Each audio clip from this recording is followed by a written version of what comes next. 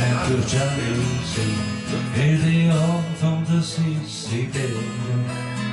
Willst du leben in ihren ganz Zimmer, in einem kleinen Gemeindebau, und sie träumt von einem kleinen Prinz. Ich hoffe nur, irgendwann fit, und dann holt die Augen zu, und die Welt verschwindet. Mit 37, da ist sie aufgekommen. Sie hat ziemlich viel zu tun. Sie fährt so gern in einem Cabrio. Der Wind war in die Hand. Und drum lässt sie ihr Handy leuchten. Und sie träumt von alten Zeiten.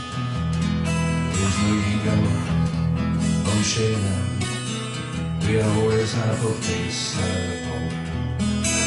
Ja, oder der ist längst im Büro, die Geschrocken sind in der Schule. Und sie denkt sich immer wieder, das kann doch nicht alles sein. Sie geht bügelt oder Staubsaugt, Zahnräumer oder Bohrstaub, oder knockert auf die Straßen geht und alles rausschneit. Mit 37, da ist sie aufgefallen, sie hat ziemlich viel zu tun. Sie fährt so gern in ein Cabrio, der Wind war in die Hand. Drum lässt sie ihr Handy leiten, und sie träumt von alten Zeiten.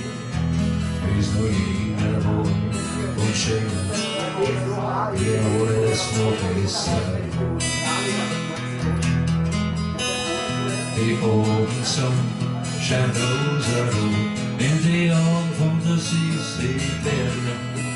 Bis da oben steht am Balkon, sie kann's nicht mehr ertragen.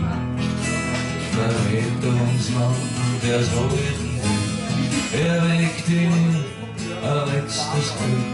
Es ist ihr Prinz und sie geht wieder zum großen weißen Tod. Mit 37 ist ihr dann aufgefallen, jetzt tut's gar nichts mehr zum Nachholen. Bis dahin fährt durch die Straßen und der Wind war in die Hand.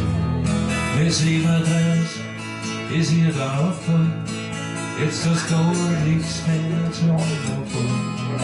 Bis dahin fährt durch die Straßen und der Wind war in die Hand.